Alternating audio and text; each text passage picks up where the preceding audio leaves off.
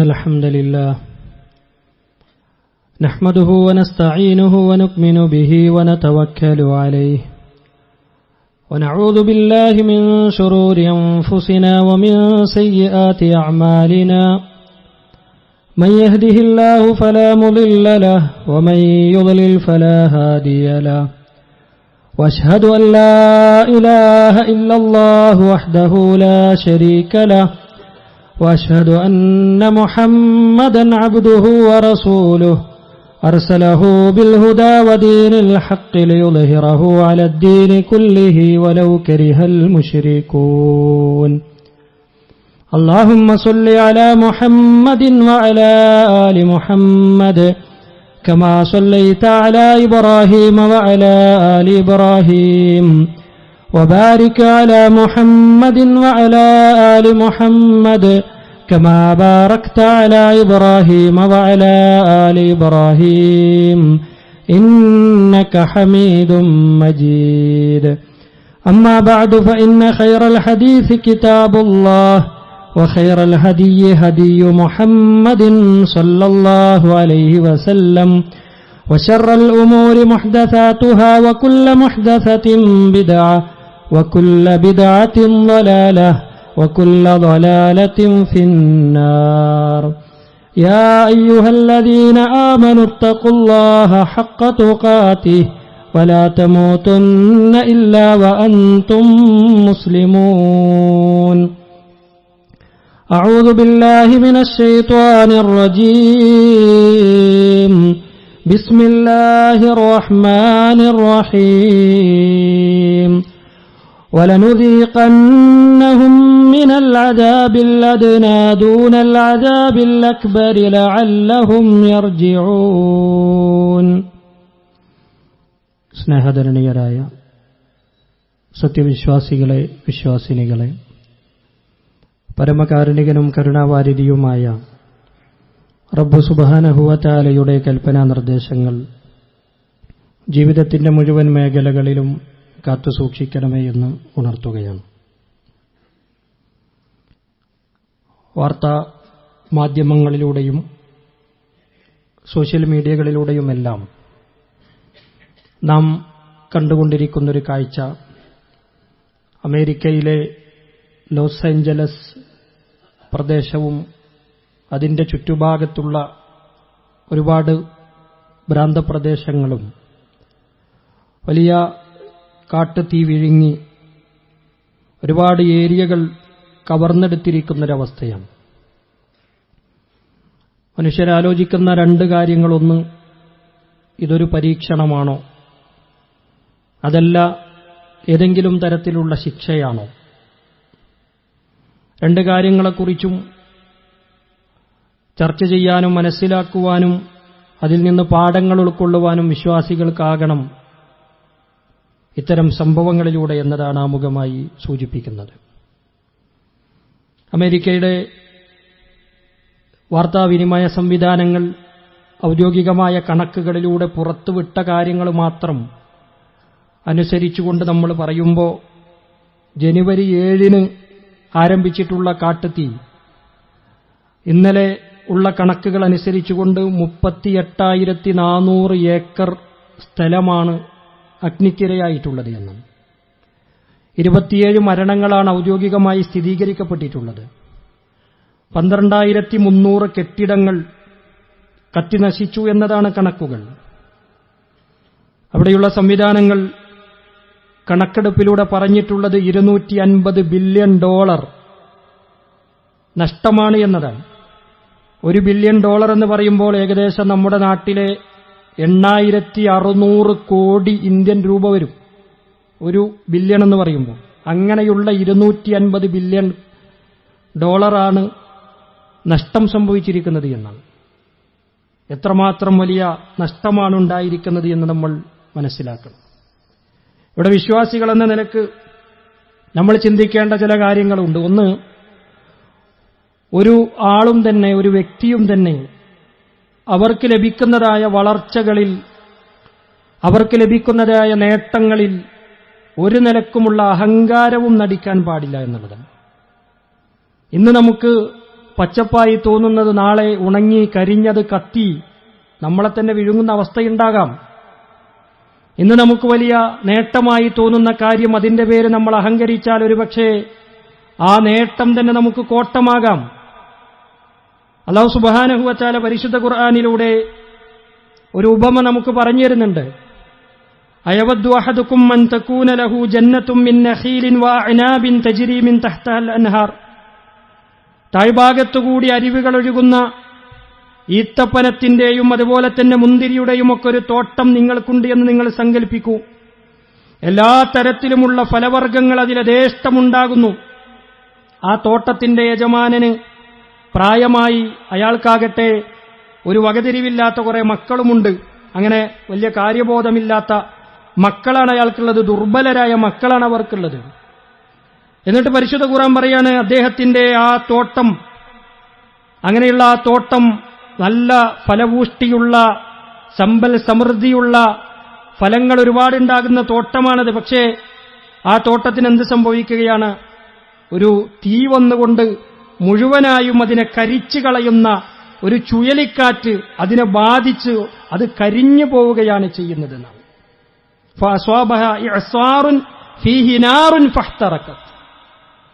ആ തോട്ടത്തെ മൂടിക്കൊണ്ട് കടന്നു വരുന്നൊരു ചുഴലിക്കാറ്റും ആ ചുഴലിക്കാറ്റിനോടൊപ്പം അതിശക്തമായ തീജ്വാലകളും വന്ന് ആ തോട്ടത്തെ മുഴുവനും കരിച്ചു കളയുന്നു. കദാലിക യുബയ്യിനുല്ലാഹു ലക്കുമുൽ ആയാതി ലഅല്ലക്കും തതഫക്കറൂൻ. നിങ്ങൾ ചിന്തിക്കുന്നതിന് വേണ്ടി അല്ലാഹു സുബ്ഹാനഹു വ തആല നിങ്ങൾക്ക് ഇത്തരം ഉദാഹരണങ്ങൾ, ഉപമകൾ നിങ്ങൾക്ക് പറഞ്ഞു തരികയാണ്. അതിൽ ചിന്തിക്കുന്നവർക്ക് ചിന്തിക്കാൻ ഒരുപാടുണ്ടെന്ന്. അമേരിക്കയുടെ ഒരു ചരിത്രം നമ്മൾ പഠിക്കുമ്പോൾ കഴിഞ്ഞ വർഷം സാധാരണഗതിയിൽ ലഭിക്കുന്നതിനേക്കാൾ മഴ ലഭിച്ചുവെന്നും ഒരുപാട് സസ്യലതാദികൾ അവിടെ മുളച്ചു വന്നുവെന്നും ഒരുപാട് പച്ചപ്പ് അവിടെ ഉണ്ടായി എന്നും പിന്നീട് ആ പച്ചപ്പുകൾ ഉണങ്ങിക്കരിഞ്ഞ് അത് തന്നെ തീയായി മാറി, അതാണിപ്പോൾ അവിടെ ആ ഏരിയകളെ മുഴുവനും തിന്നു നശിപ്പിക്കുന്നത് എന്ന പഠനം റിപ്പോർട്ടുകൾ നമുക്ക് കാണുമ്പോൾ, നാം വായിക്കുമ്പോൾ ഈ വചനങ്ങളുമായി നമ്മൾ തട്ടിച്ചു നോക്കണം. ഒരു പച്ചപ്പൊരു പക്ഷേ കരിഞ്ഞ് അത് തീയായി നമ്മളെ തന്നെ ഇല്ലാതാക്കുന്നൊരവസ്ഥ ഉണ്ട്. അതുകൊണ്ട് ഒരിക്കലും നമുക്ക് ലഭിച്ചിട്ടുള്ള നേട്ടങ്ങളെക്കുറിച്ച് അഹങ്കരിച്ചുകൊണ്ട് നമ്മൾ ഒരിക്കലും നടക്കാൻ പാടില്ല എന്ന പാഠം നമുക്കിതിലൂടെ കിട്ടാൻ സാധിക്കണം എന്നുള്ളതാണ്. രണ്ടാമത്തെ ഒരു കാര്യം എന്താണ്?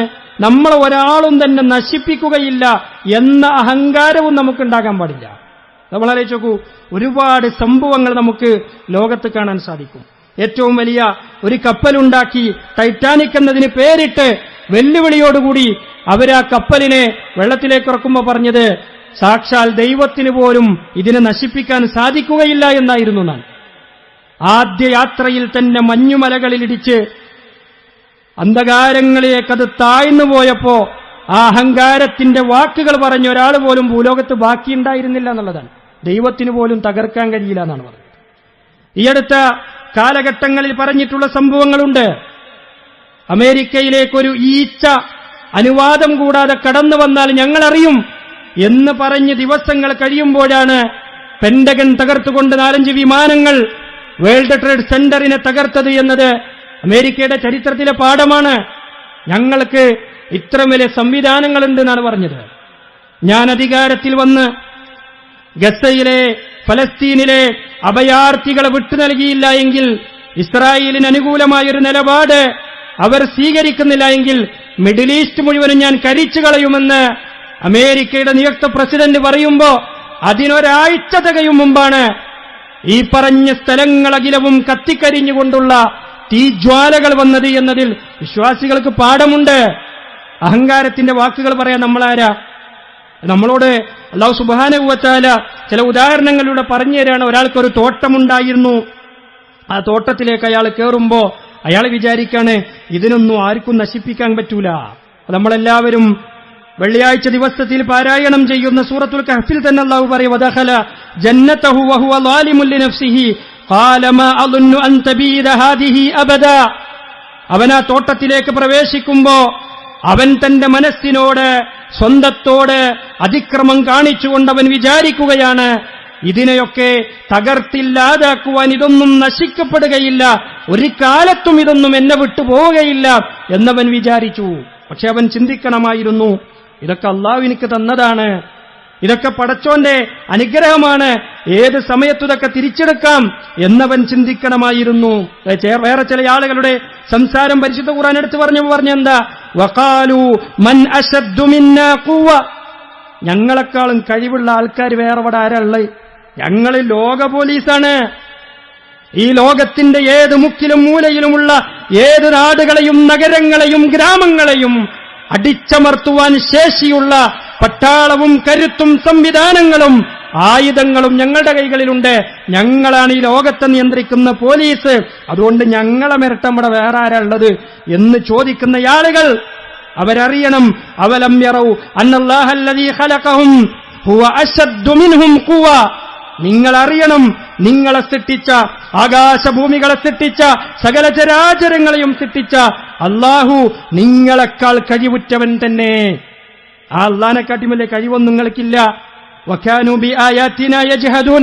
അല്ലാഹുവിന്റെ വചനാമൃതങ്ങളോട്, അല്ലാഹുവിന്റെ സംസാരങ്ങളോട്, ദൃഷ്ടാന്തങ്ങളോട് മുഖം തിരിച്ചു കളഞ്ഞ ആളുകൾ, തർക്കിച്ചു കളഞ്ഞ ആളുകൾ, അഹങ്കാരം നടിച്ച ആളുകൾ, ഞങ്ങളൊക്കെ തോപ്പിക്കാൻ ഇവിടെ ആരാ ഉള്ളത് എന്ന് പറഞ്ഞ ആളുകളാണ്.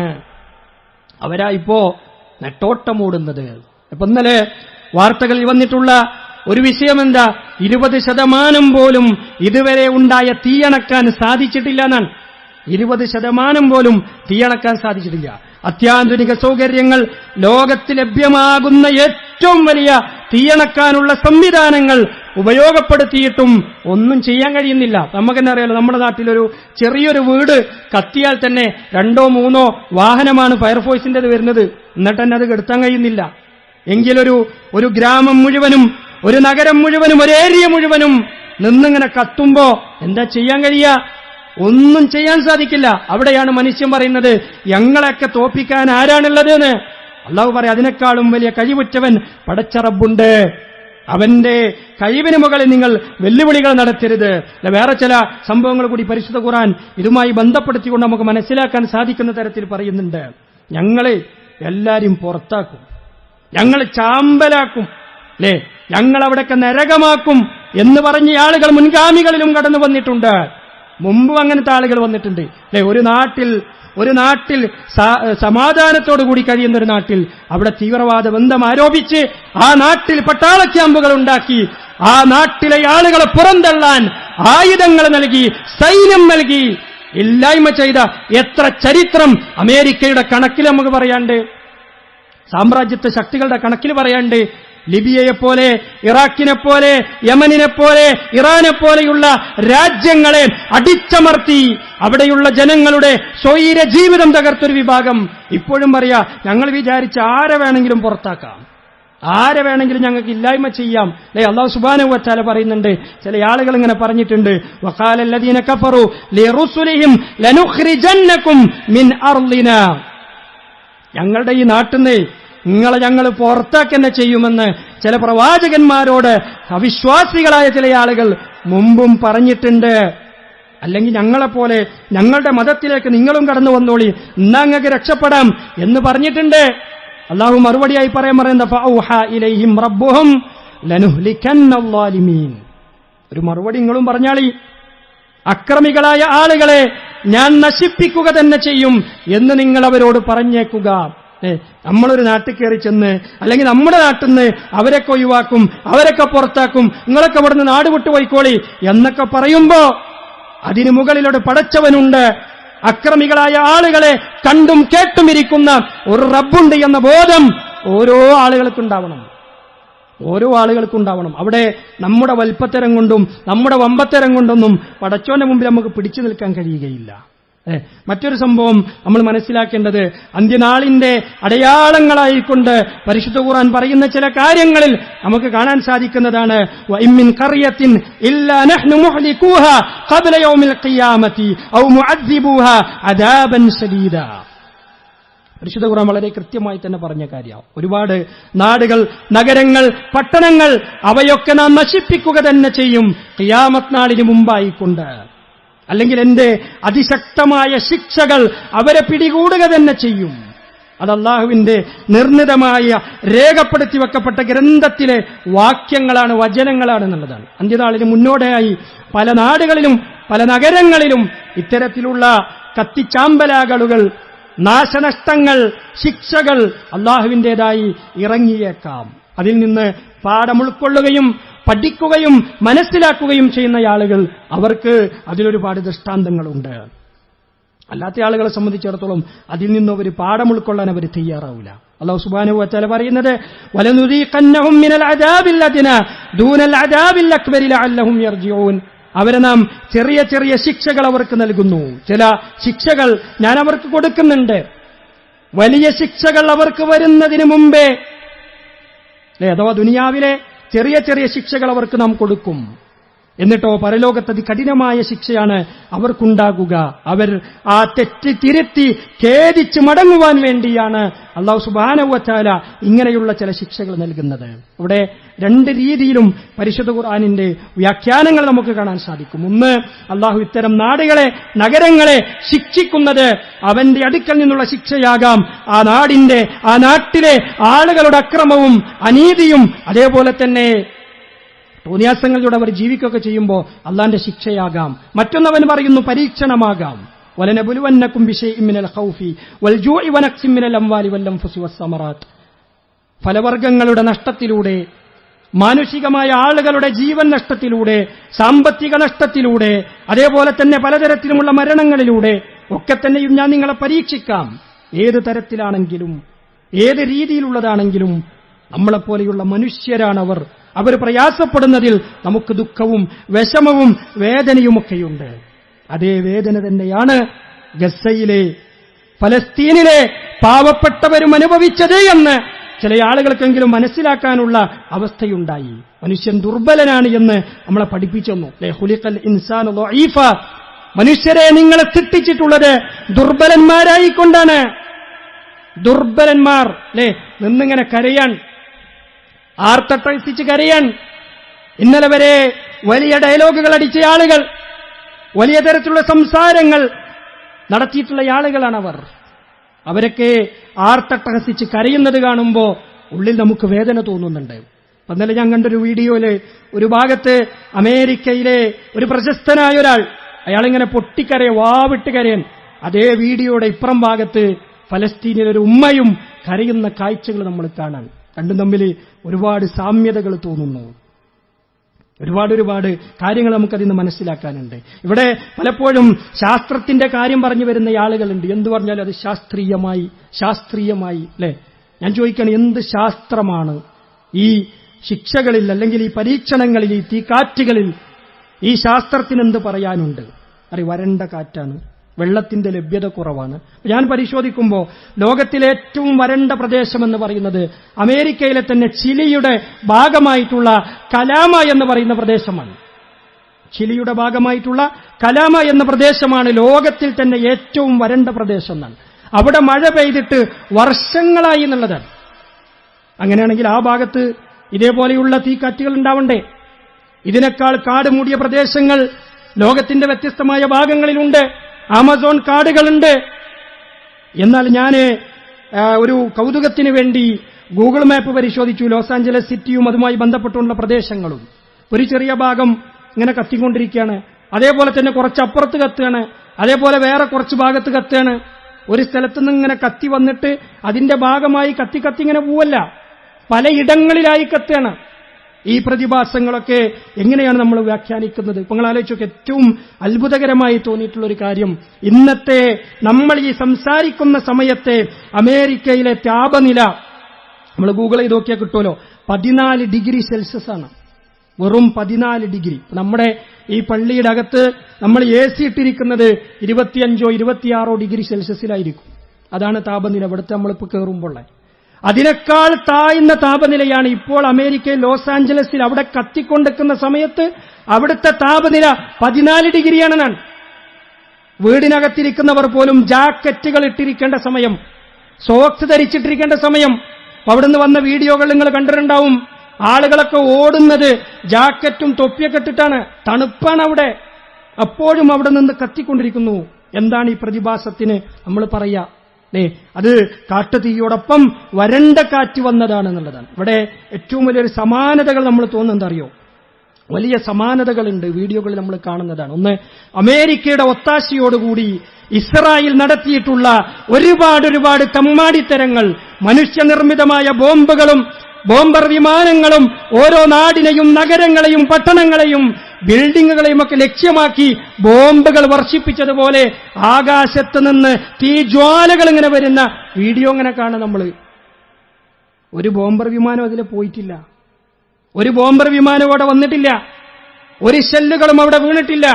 പക്ഷേ വലിയ തീഗ്വാളങ്ങൾ, തീജ്വാലകൾ ഒരു ചുഴലിക്കാറ്റ് പോലെ, വെള്ളത്തിനടിയിൽ രൂപപ്പെടുന്ന ചുഴൽ പോലെ ഇങ്ങനെ കറങ്ങി ഇങ്ങനെ പോവാണ്.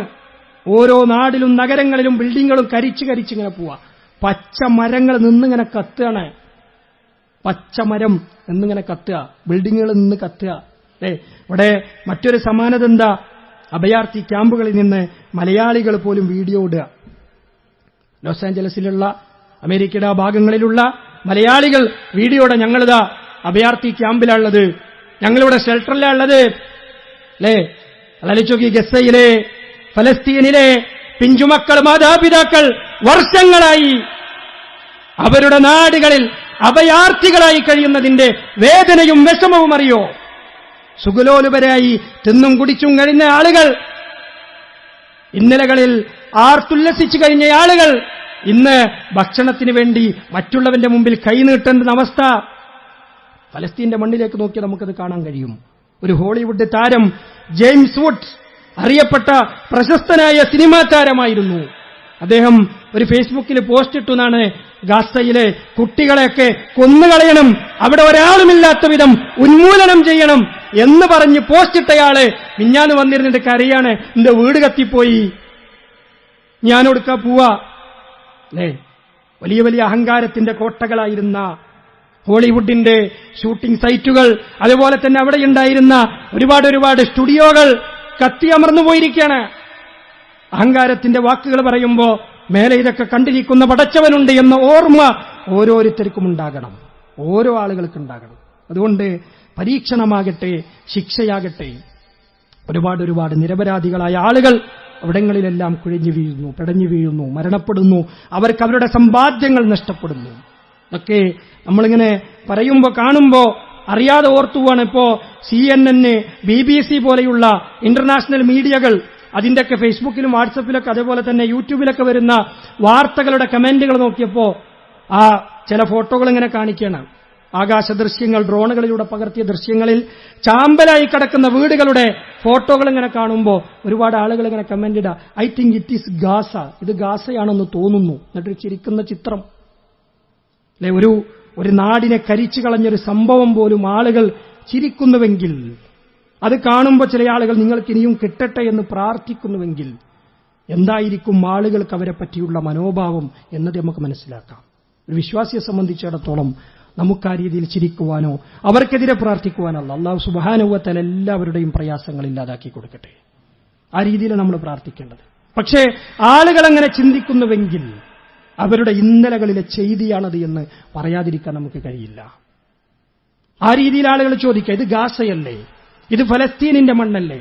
നിങ്ങളെ ചോക്കൂ, വർഷങ്ങളായി, ഏകദേശം 1930 മുതലൊക്കെയുള്ള ചരിത്രം പറയുന്ന അത്രയും കാലം കൊണ്ട് ഫലസ്തീനിന്റെ മണ്ണിനെ ഇസ്രായേൽ പിടിച്ചടക്കാൻ ഏറ്റവും വലിയ ഒത്താശ ചെയ്തു കൊടുത്തത് അമേരിക്കയാണ്, ഒരു സംശയമല്ല. ഇപ്പോഴും പരസ്യമായിട്ട് അവർ പറയുന്ന കാര്യമാണ്. ഈ ബഡ്ജറ്റിലും കോടിക്കണക്കിന് രൂപ ഇസ്രായേലിന് ഫലസ്തീൻ അധിനിവേശനത്തിന് വേണ്ടിയിട്ട് അവർ ഫണ്ട് ചെലവാക്കിയിട്ടുണ്ട്. അല്ലെ, ഇത്രയും വർഷം കൊണ്ട് അമേരിക്കയും ഇസ്രായേലും അടക്കമുള്ള വൻകിട രാജ്യങ്ങൾ മുഴുവനും അഹോരാത്രം പരിശ്രമിച്ചിട്ട് അവർ പിടിച്ചടക്കിയിട്ടുള്ളത് ഇന്തോനേഷ്യയിലെ ബാലി എന്ന് പറയുന്ന ആ ഒരു ദ്വീപിന്റെ അത്ര സ്ഥലം മാത്രമാണ്, അത്രേ ഉള്ളൂ.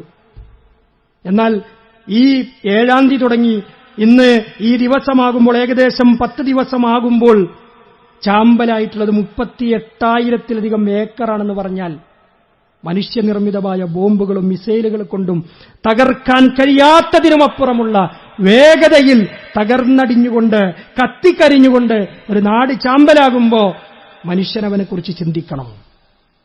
അവന്റെ കഴിവില്ലായ്മയെക്കുറിച്ച് ചിന്തിക്കണം, അവൻ ദുർബലനാണെന്നതിനെക്കുറിച്ച് ചിന്തിക്കണം. അല്ലാഹു സുബ്ഹാനഹു വ തആല ഇത്തരത്തിലുള്ള പരീക്ഷണങ്ങളിൽ നിന്ന് നമ്മളെല്ലാവരെയും കാത്തുരക്ഷിക്കുമാറാവട്ടെ.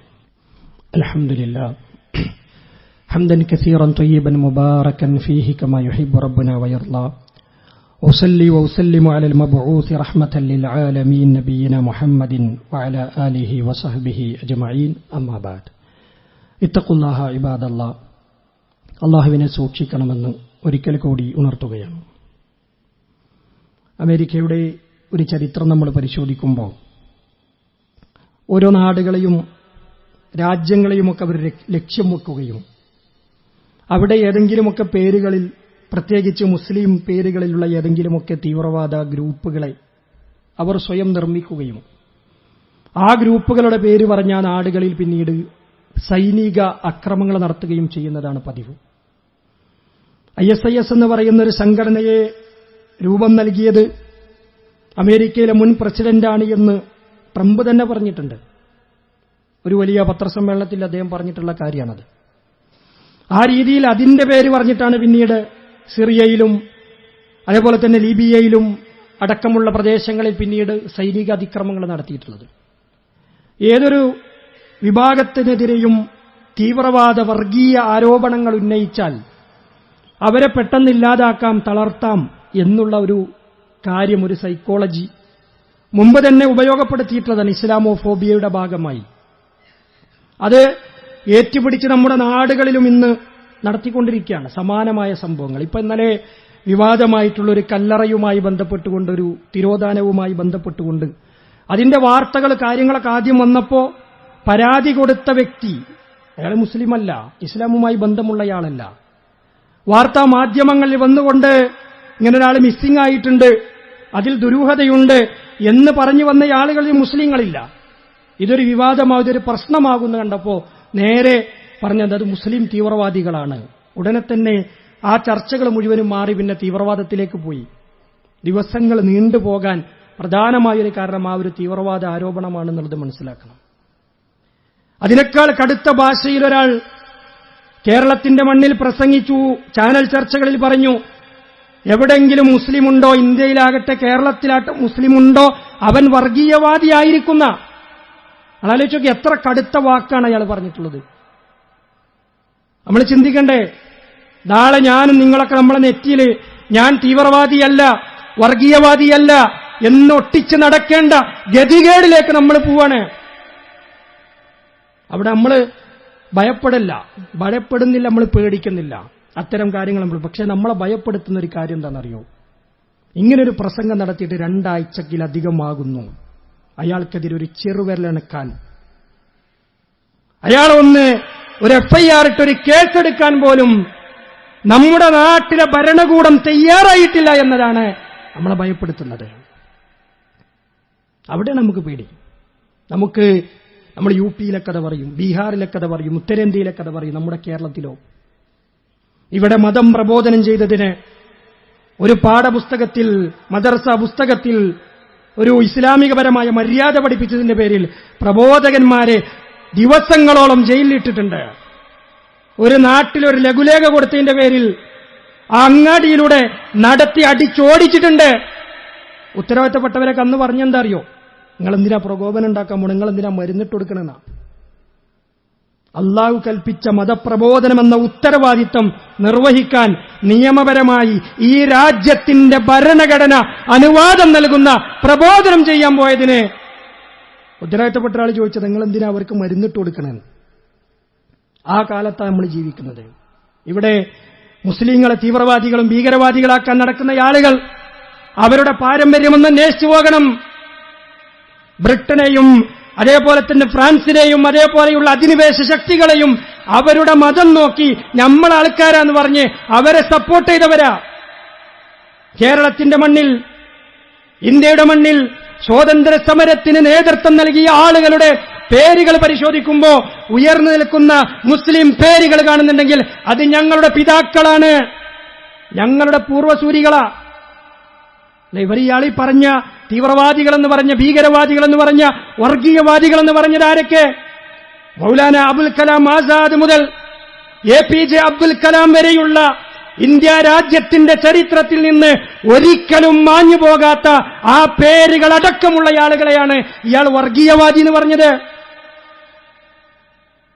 ഞങ്ങളുടെ ഒരാളെയും പരിശോധിച്ചു നോക്കിയാൽ ഒരു ബ്രിട്ടീഷുകാരന്റെയും ഷൂനക്കി അടയാളം നമ്മളുടെ നാവിൽ കാണാൻ പറ്റൂല. മറിച്ച് വക്കം മൗലവിയെപ്പോലെ, കെ എം മൗലവിയെപ്പോലെ, അതേപോലെയുള്ള സ്വാതന്ത്ര്യ സമര സേനാനികൾ, നമ്മുടെ തൊട്ടടുത്ത പ്രദേശമായ പൊന്നാനിയിലെ ഖാലി മുഹമ്മദ്, അദ്ദേഹം ഒരു പ്രഖ്യാപനം നടത്തി.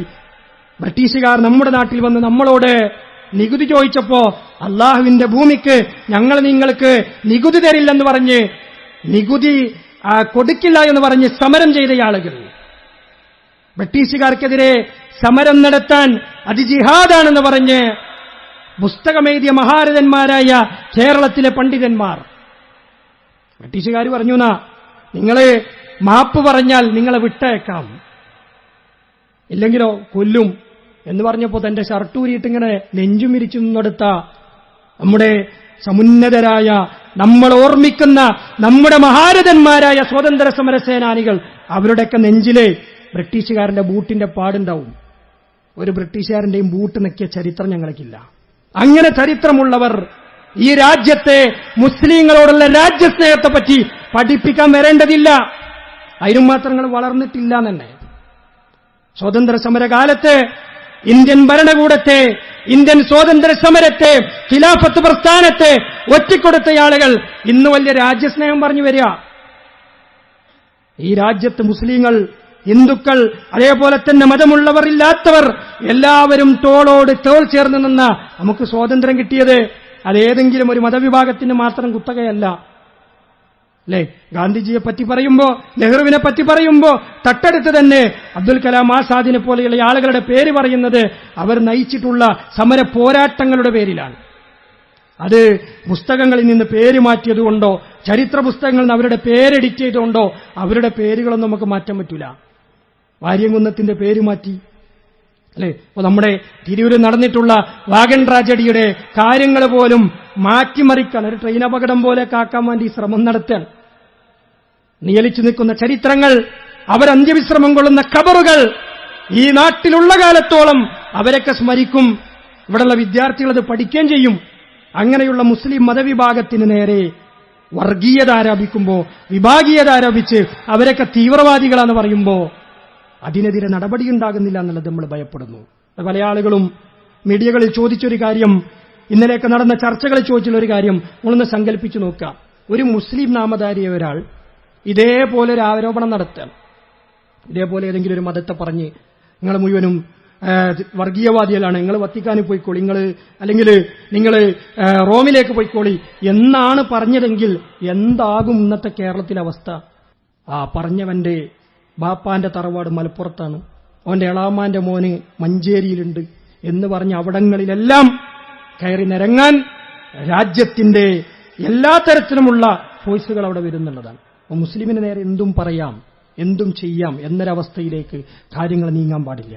ഭരണകൂടം കൃത്യമായി അതിന് ഇടപെടലുകൾ നടത്തുമെന്ന് തന്നെ നമുക്ക് പ്രതീക്ഷിക്കാം. ആ നിലക്കുള്ള നീക്കങ്ങൾ ഉണ്ടാകട്ടെ എന്ന് നമുക്ക് ആഗ്രഹിക്കാം. അതുകൊണ്ട് നമ്മളെല്ലാവരും കൃത്യമായി മനസ്സിലാക്കണം, നമ്മൾ നമ്മളെക്കുറിച്ച് ബോധവാന്മാരാകണം. നമ്മൾ ഏത് കാലഘട്ടത്തിലാണ് ജീവിക്കുന്നത് എന്ന ബോധ്യം നമുക്കുണ്ടാകണം. ഒരിക്കലും അയാളൊരു വർഗീയത പറഞ്ഞാൽ അതിന്റെ അപ്പുറത്തേക്ക് വർഗീയത പറയുക, അയാളൊരു കലാപോഹനം നടത്തി നമ്മളും കലാപോഹനം നടത്തുക എന്നുള്ളതല്ല.